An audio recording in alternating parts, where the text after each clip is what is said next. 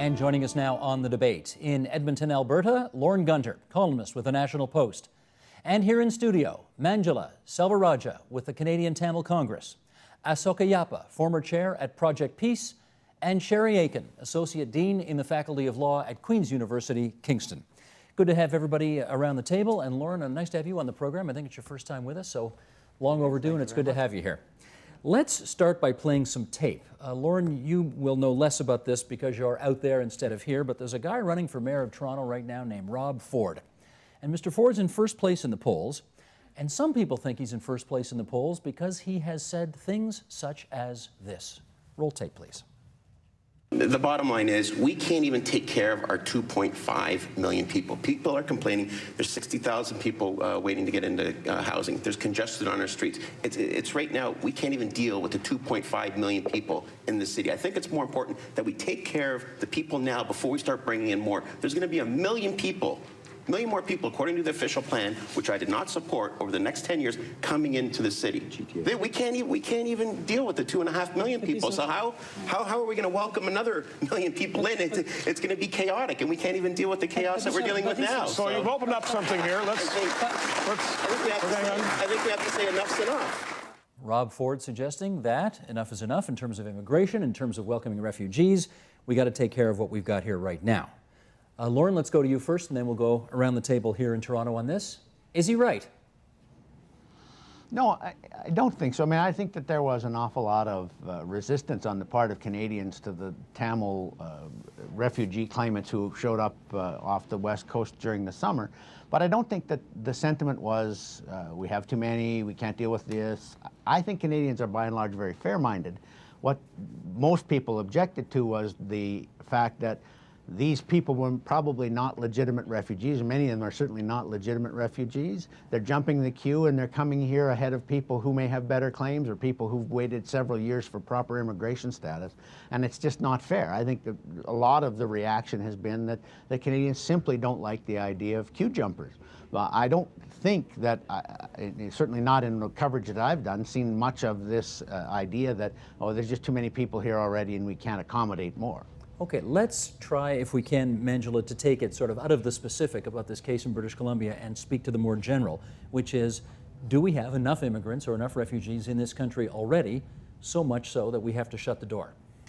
First of all, I mean, there's a couple of things that we have to say about Canada that is well known. We have a declining birth rate. We have an aging population. So we actually need immigrants for this country to flourish. The other thing that you have to remember is that this is a country that is built on immigrants. So I certainly find that very interesting. I heard someone say once on the Michael Corrin show whether this was a matter of, you know, the idea of getting into a club and then basically having the doors, an exclusive club, which is amazing, you want to get in, but once you're in, you close the doors behind you because you want to keep it exclusive. The other thing that I have to say— Which you don't like, presumably. Which I do not like. I do believe that we need migration to flourish, and I do think that migrants do provide— You have to remember, a majority of the migrants that come here are actually, you know, educated and have been educated with the taxes of another country. So we have doctors, lawyers that are coming here, they work from the ground up, and they eventually they do menial jobs at the start, and they eventually start giving back to this country tremendously. So doubly beneficial from your point of view. Yeah. Asoka, what do you say? I completely agree with Manjula that we need immigrants in this country. I mean, this country has been built by immigrants, and we need more immigration, much more immigration, to ensure that Canada flourishes. That's why what's happened in the last couple of months, the boat that came in recently and the ocean lady that came in before, that's why it really angers me that the idea of immigration is being hurt by groups like these, the criminal gangs that are organizing these boats. They are hurting the Canadian consensus on immigration, which is supportive of immigration. Okay, hold off on that because we're going to come back to that a little bit later. Sherry, again, Rob Ford's in first place in most of the, in all of the public opinion polls that we see on the mayor's race now for a reason. And one of the reasons we suspect is that he probably speaks for a lot of people on this. Do you think he speaks for a lot of people on this? No, I don't. I think on the refugee issue specifically, there's been a lot of misinformation. Around the table, you've heard a great deal of consensus about the need for greater immigration in Canada and the fact that Toronto, and as is the case with many other cities across the country, owe their prosperity to immigration. So I think that that's an important point to keep in mind. You don't think there's any sentiment out there that says, you know what, we got a lot to deal with right now, and we ought to close the doors for a while anyway until we get ourselves better organized here? Certainly there are critics of Canada's immigration program, but I think any poll that goes beyond the superficial would uncover a fairly broad consensus on the need for immigration. It's more, the controversy is more around how we do immigration, right? How the program works. Are we selecting the right people? Are our refugee programs tailored in the appropriate way? And I want to deal with this notion that somehow the refugee claimants on board the MV Sunsea or the Ocean Lady before it are somehow queue jumpers. And I think it's very important to remember that Canada has an inland refugee determination system that's premised on the assumption that it's entirely legitimate for people to self-select and arrive on our shores and claim asylum. That's what our system is set up to do. We recognize that the refugee resettlement program, which resettles refugees from overseas, doesn't work for everybody. You have to be in a third country in order to access that program. And so the vast majority of Canada's refugees are made up of people just like those migrants who arrived in boats. A couple of points you've made here, one about queue jumping. There's another point as well about whether or not these folks have links to terrorism. And we're going to examine both these things. Michael, can we have this next graphic come up, please? This is from Duncan Campbell at theguardian.co.uk. Even before the boat reached Canada, he writes, it had stirred up controversy. The Conservative Prime Minister Stephen Harper described the vessel as, quote, abnormal, claimed that it created security concerns, and warned that he could seek a change in the law to deal with similar arrivals. Canada's Public Safety Minister Vic Taves said that it could contain members of the Tamil Tigers, and it was rather a test ship, part of a broader, organized criminal enterprise. Okay, Lauren, let's go to you first and unpack a bit of that if we can. Do you think, or do we have enough evidence to conclusively state that there's a preponderance of people on that ship who had links to the terrorist Tamil Tigers? I should say, when I say the terrorist Tamil Tigers, a group that the Canadian government and others have identified as a terrorist organization. Go ahead. Well, I don't know. Well, you could say that there's a preponderance of people on the ship who have connections to the Tamil Tigers, but there is some evidence, there's some suspicion on the part of international intelligence agencies that there may be Tigers in amongst the nearly 500 people who are on board. And the other part of this that has an aspect dealing with the Tigers is that the Tigers very likely have run this operation. They've charged people either here in Canada on behalf of their relatives who they're bringing from Sri Lanka, or they've charged Tamils from Sri Lanka themselves large sums of money to get on the boat and come here, hoping that they can refinance a resurgence of their terror campaign against the Sri Lankan government from the proceeds. So even if, say, 450 or 470 of the nearly 500 people have no direct connection to the Tamils, it may very well be that the fees that they've paid to get onto the ship and come to Canada are being used by the Tamils to finance a resurgence of their campaign. So that's the concern. That's the unbundling there of the concerns that a lot of Canadians have, and a lot of Canadians with intelligence connections and responsibility for keeping Canada safe. Those are concerns that they have. Let me get Angela to respond. Well, I think, Lauren, in an article that you wrote in the National Post recently, you specifically stated that you were sympathetic with a portion of the Tamil asylum seekers because, and you actually had a very good description of what they have gone through in Sri Lanka and still continue to go through. I mean, the UNHCR itself has said in June 2010 that there's, the UN Human Rights Commission, the Refugee Agency, UN Refugee Agency has said that there are 400,000 people, Tamils, in the north and east of Sri Lanka that are displaced, and there are tens of thousands in camps, 140,000 refugees that are languishing in countries around the world, and that The situation in the north and east of Sri Lanka, again, is that there are militarized zones. There's a lack of freedom of access. These people don't, this 400,000 that are displaced, don't have infrastructure, hospitals, schools, private homes, economy, anything to go back to. And therefore, we are by no means saying that all 500 are bona fide refugees. What we're saying is that let's put them through the due process. That's what we do with the 34,000 other asylum seekers that come to this country from a variety of countries on an annual basis. And if we feel, given what we understand, that what all these human rights organizations are saying about the situation in the north and east of Sri Lanka, the terrible situation there for Tamils, then perhaps a portion of these people could be bona fide refugees. Let's give them due process. Okay, Asoka, your response. Steve, we mustn't mix up compassion with credulity. We mustn't mix up Compassion towards these refugees with credulity. And also, I have to comment on Manjula's charges about what's going on in Sri Lanka. I was there 3 months ago. She says that there are hundreds of thousands of Tamils in camps. There aren't. There were 300,000, nearly 300,000 Tamils. I am going to let you finish this answer, but then I'm going to put everybody on notice that we do not want to have a debate about the status of the Sri Lankan Tamil civil war in this program. Manjula just brought that up. I'm going to let you respond, and then we're going to move on from that. Go ahead. 90% of those people who, the hostages taken by the Tamil Tigers, they were rescued by the Sri Lankan armed forces. And 90% of these folks have been released to their homes. About 30,000 are left. I was there in Sri Lanka about 3 months ago, as I said.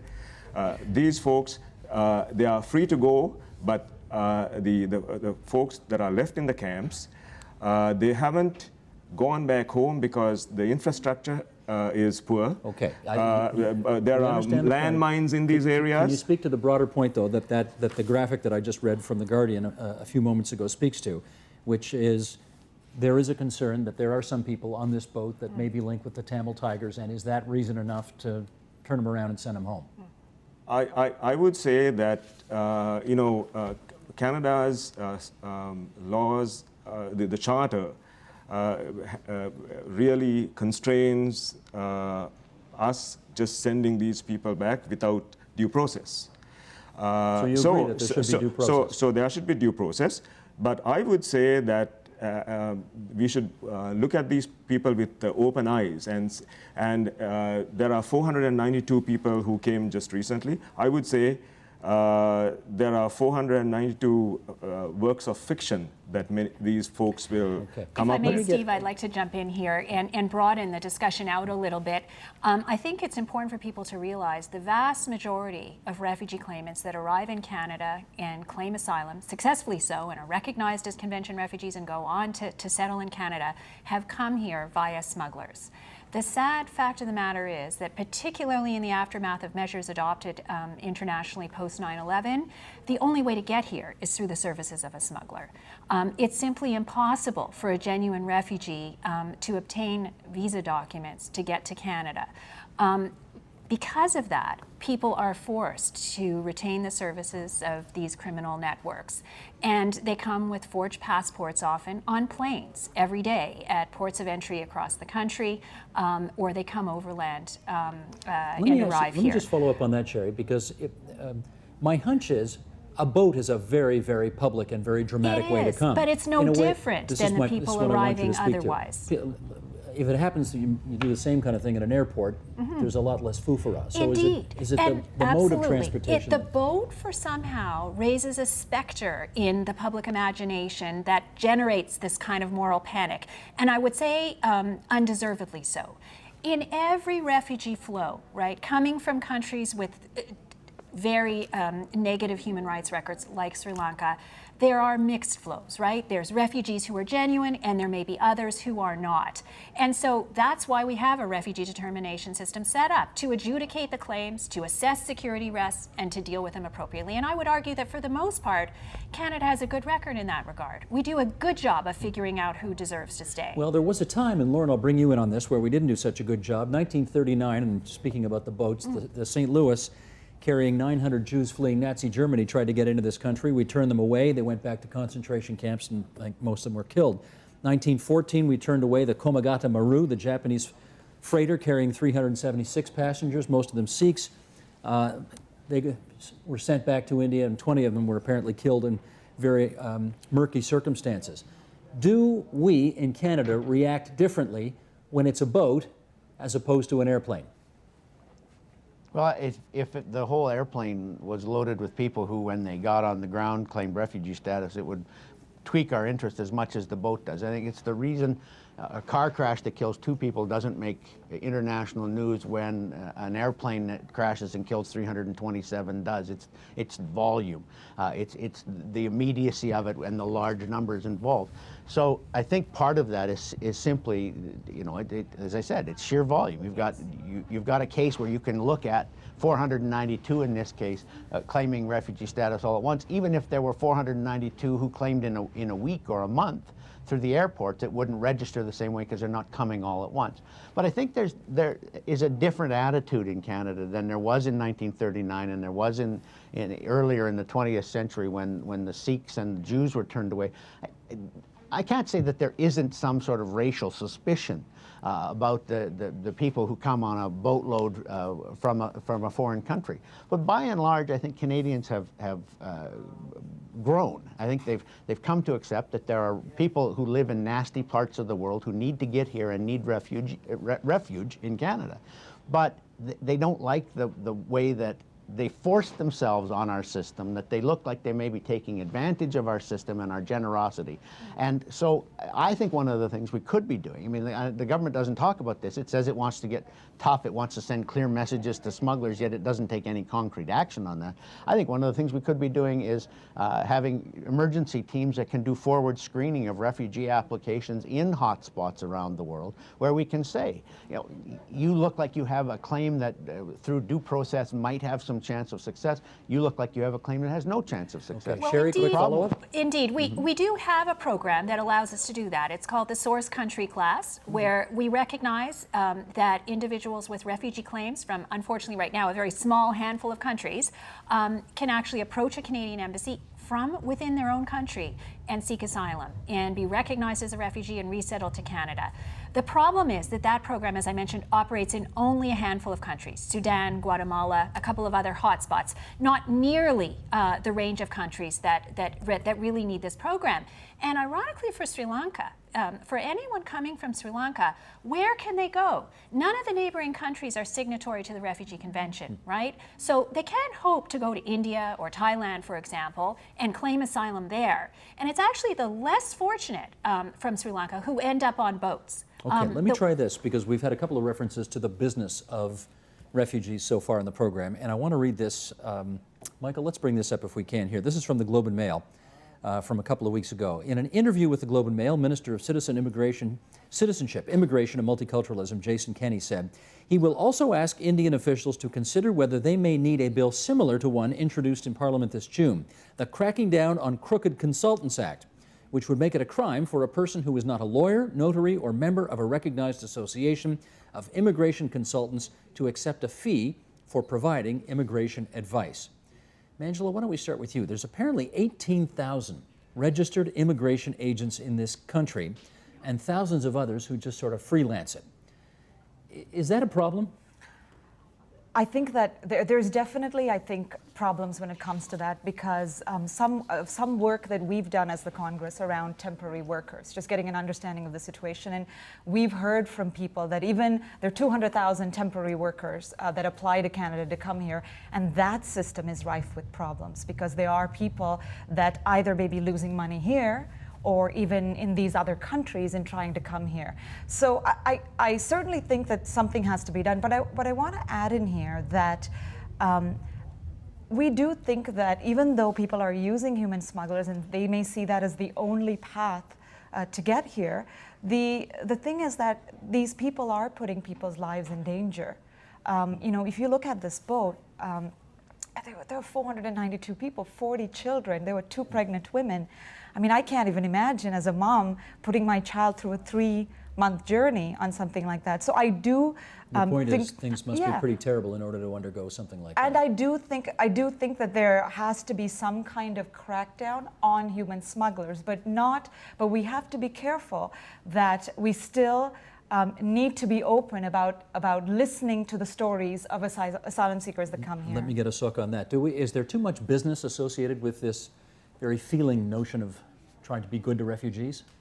Well, one of the things that has not been discussed by Canadian commentators is the business of human smuggling. And now, in this case, we were told by Minister Taves that about $20 million had been raised by the human smugglers that brought these people in. Where is the money going? For Canada, this is an administrative and bureaucratic problem. But for Sri Lankans, they are absolutely terrified that extremist elements in Canada are using this money or around the world to start the war in Sri Lanka again. That bombs may go off, children might get killed when they go to school.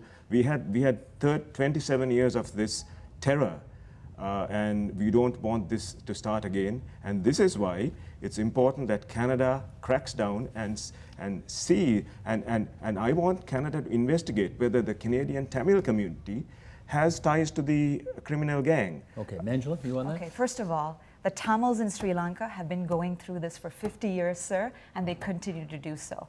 Right. Second thing, it's interesting that the Sri Lankan government is defining who's a terrorist and who's not, when a former Tamil tiger who was with the Tamil Tigers for 20 years is actually a minister within the current government.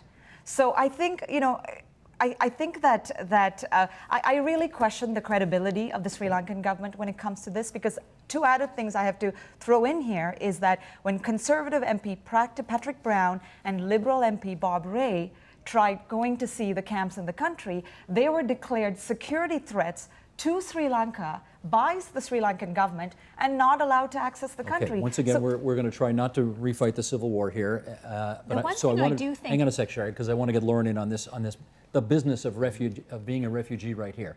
Is the business of trying to be good to refugees and all of the consultants, the agents that are involved in this, Lauren, is it perverting and corrupting the whole process? Absolutely. One of the suggestions on the part of the Conservative government has been to tighten up on just who can be a licensed refugee consultant. As you said, Jason Kenney has suggested that if you're not a lawyer or a refugee worker or someone who has a license from a recognized consulting organization, you can't get involved in this.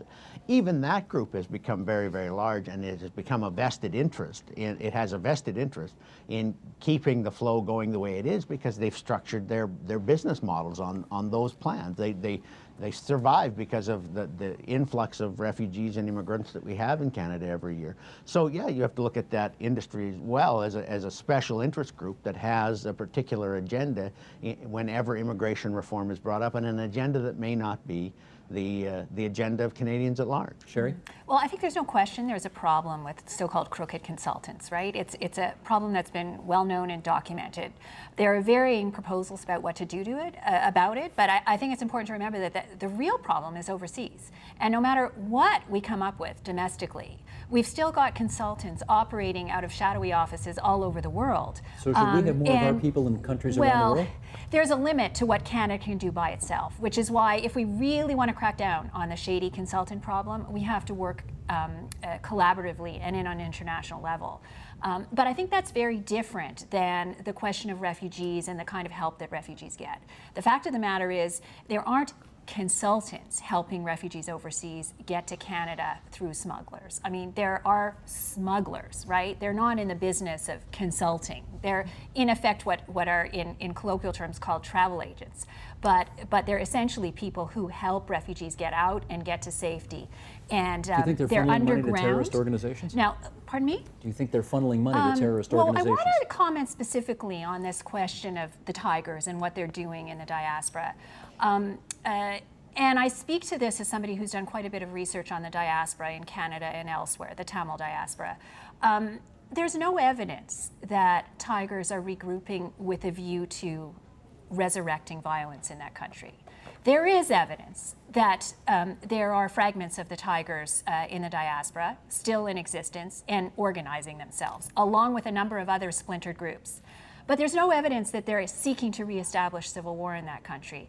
I would suggest that if we play our cards right, in Canada and internationally, and really work toward genuine peace and reconciliation in Sri Lanka, the Tigers will have no need to resurrect violence. Asoka. You know, Sharon is saying that in Sri Lanka, the Tigers are not planning to resurrect their Said no movement. evidence I of was it. speaking about the Tigers in the diaspora. Well, you say that, but there is a former Tamil leader, well, a Tamil leader, the leader of the Tigers, Padmanathan, who is now working with the Sri Lankan government to bring together the overseas, the diaspora Tamils, and to enable them to help the Tamil people in Sri Lanka. He says that the overseas diaspora is now controlled by extremists who are completely removed from the Tamil people. Do you know who he's talking about, Sherry? Padmanathan, yes. Yeah, you do? Is he a reputable source on this? Well, what I would say is that, especially as an outsider, that it's probably not appropriate for me to comment on the individual, but I will say that right now the communities in the diaspora are splintered and fragmented. There's a number of groups vying for control, and I think it remains to be seen how it's going to play out. What I do think is important is to look to the situation in Sri Lanka, to look to genuine reconciliation for its minority populations. And when we have that, I think the groups here that will end up being ascendant are the ones that are promoting those objectives of Angela. peace. You know, at the end of the day, I think this is a Sri Lankan problem that has become a Canadian problem, and it is actually a problem for a couple of other countries as well, right? I mean, you've heard about this in Australia, Malaysia, Thailand. I think, just to echo one of the things that Professor Aiken was saying, I think this idea of getting a round table of countries that are affected by this and to come up with a set of short-term solutions, which could include policy changes, and also long-term solutions, which include, pressuring the Sri Lankan government to find a reconciliation, I think is really the way to go. Okay, from with here. less than 10 minutes to go here, let us focus in a little more laser-like on whether or not we think this is still a welcoming country for immigrants and refugees around the world. And to that end, let's start with playing some tape, Michael, if we can, the clip of Stephen Harper on who we choose to welcome and who we choose not to welcome. Roll tape, please. We will not hesitate to strengthen the laws if we have to, because ultimately, as a government, we're responsible. It's a fundamental exercise of sovereignty. We are responsible for the security of our borders and the ability to welcome people or not welcome people when they come. Okay, Lauren, let's start with you on this, since you're out there in Harper Country in the province of Alberta. Okay. Anything controversial about what the PM just said there? Well, it sounded like he had his head in a rain barrel, so I'm not quite sure I heard exactly what it was that he said. But generally, the government's position has been that we're not opposed as Canadians to welcoming hundreds of thousands of newcomers or new Canadians every year. It's just, how do we do it? And I think we all expressed that sentiment earlier in the show, that the questions here are now mostly about, Rob Ford aside, whether or not we're picking the right people, whether or not we're letting them come in the right way. I mean, I think that we haven't used enough resources to make sure we're getting the refugee and immigrant stream that we would like. We've been very casual about this. Like one of the things that we mentioned a little bit earlier was the forward screening in hotspots. It's not easy to keep the country safe and secure from terrorists who might be hiding among legitimate refugees. But that means then we're going to have to spend some money. And we have to spend money not only here on spy agencies and intelligence services, but we have to spend more money on our diplomats and our intelligence people around the world, sourcing out where the smugglers are, who they are, what they're putting together. It's to do this and get the right people in the country and keep the wrong people out is a very important business. So also stands to reason it's kind of an expensive business. It's a difficult business. Let me follow up. Let me follow up with Ashoka Ashoka on that, because Lauren used the expression, we're not sure we're getting the right stream here. What's the right stream? What's the wrong stream? Well, Steve, I think we should open the front door much wider, but close the back door. Okay, so that's the problem with the people who are coming here, who are apparently doing this through criminal activity, who really give a bad name to immigration, and who really erode the support that Canadians have for immigration. I mean, I've been here for 40 years, and I've had I've been welcome to this country. I love this country more than I do Sri Lanka, because it has been so hospitable to me. So it's a very... My hunch is you didn't come in a boat over No, 3 months. I went through. I came through the front door. They knew who I was, and that's the thing. I want Canada to know who they are welcoming into the country, and I think this is why there has been so much emotion about these two boats. And it's not only the Tamils. I mean, there have been people from the Czech Republic, from Portugal, who have come en masse, who elicit suspicion because they didn't come through the front door. That actually speaks to your point. What we have done, instead of opening the front door wider, is made it ever more restrictive. I mean, most recently, the federal government restricted the number of occupations that are eligible for the skilled worker program at a federal level. So whereas before there was a whole range of occupations that you could have in order to apply to come under the federal immigration program, now there's a very small list. Why do they do that? They've done it because they want to actually stem the flow. Of There's immigrants? there's a backlog, and they haven't put the resources that are required to actually process the Does applications. that make sense on the face? Sure, I It just makes gotta no ask you- sense. No. I want to ask whether your analysis makes any sense on the face of it. This is a government that has gone out of its way with a great deal of success to appeal to so-called immigrant communities in this country, Jason Kenney in particular. Indeed. So why would they want to close the door to more immigrants? But Those are that's what they've potential been- voters for them. Indeed, but this is the fine print that a lot of people in Canada aren't really aware of. But if you would like to come to Canada today, you have to be eligible through one of the listed occupations or have a validated job offer from a Canadian employer, which means you've already got business and other So connections in you'd like Canada. the front door wide open? Absolutely, and no the back door? disagreement there. I think that so-called back door is not really a back door when it comes to refugees, okay? When it comes to so-called bogus asylum seekers, well, that's fine, and we have screening mechanisms to deal with that. But genuine refugees, we need to keep the door open, Okay, and there are let me ways ask- to do that. Let me ask Manjula about this, because the issue of the Charter of Rights came up earlier in the program, and I want to follow up on this. Michael Ignatieff, the opposition leader federally, says that refugees who are 2.5 minutes off a boat in this country are covered by Charter of Rights and Freedoms just like everybody else. I'm not sure other Canadians either know that or believe that is appropriate. What do you think? I think it's appropriate. I mean, that's the thing that I have to say about that is I do believe that there will be a discussion coming up on that. However, the Canadian Tamil Congress does believe that it is appropriate.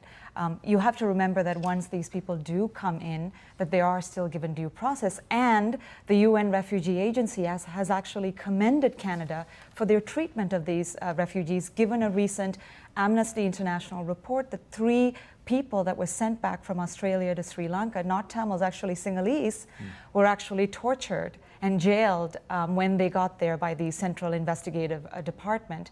So given that, the UN Refugee Agency has come out and said that Canada is, and commended Canada, and we think that the government is approaching this the right way. Ashoka, the Charter angle? I just want to respond to one thing she said about the 3 people who were supposedly tortured. We've really got 3 minutes left. We got 3 minutes left. Let's I know, stick but to the Charter she's issue. hurling all types of accusations against the Sri Lankan government, and I don't think it's fair. These are allegations; they are not proven. True. Okay. Anyway, the fact Should the is, Charter cover those who are just refugees off a boat? I don't think so, because what it does, it really, when incidents like this happen, people feel that Canada is being taken for a ride, that we are being used by these criminal gangs to offload their cargo. When the charter covers this, and it really emasculates the government's response. Okay, let me get The Sherry on charter that. applies to constrain government action. And I would argue that it shouldn't matter who the target of that action is. As soon as we start discriminating between categories of citizens and non-citizens that somehow shouldn't benefit from the charter, we create a tiered society, and a society that's not based on equality. Keep in mind, it's the government that, in a sense, the focus of the Charter of So the Rights charter when we talk about it. has to cover refugees as well. Absolutely, because it's government action on Canadian soil, and Not there should Canadian be citizens, no. though. It doesn't matter. There's all kinds of people living amongst us who aren't citizens. And they deserve to be treated fairly by the government. Okay, Lorna. We live in a country that is premised on the rule of law, and that's why we have a Charter of Rights that constrains government action. I need a smart columnist in a minute to sum it all up here, Lauren, and that's why I'm going to you out in I'm your Edmonton. only choice. So I'm afraid so. I'm your only choice. So tell us, you've heard the whole debate here. Should we still think of ourselves as a welcoming country, and do we have any business doing so? We're looking at around 300,000 people or more a year who come here from around the world looking to start new lives. Some of them probably shouldn't be getting in. Most of them should. There are many thousands, hundreds of thousands more around the world who've been waiting too long to come in. We do have to work on opening the front door, but at the same time, too, we don't want to be naive about who's slipping in the back. And so we have to be conscious, but compassionate. Okay, that seems like a good place to leave it. Lauren, I want to thank you very much for being out there for us on the line in Edmonton, Alberta. You can read Lauren in the National Post, where he's an excellent columnist. Here in our studio, Manjula Selvarajah from the Canadian Tamil Congress, Sherry Aiken, Queen's University Law School Associate Dean, Asoka Yapa, former chair of the Peace Project, on the other side of the table. Thanks so much, everybody.